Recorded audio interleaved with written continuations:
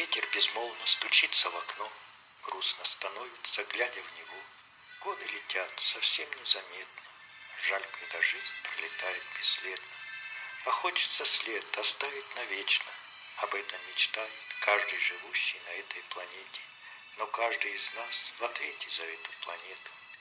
Очнитесь же, люди, уничтожьте все бомбы на этой планете. Страдают все дети от вашей затеи. Природа ведь тоже волнуется очень. Она с вами не хочет мириться.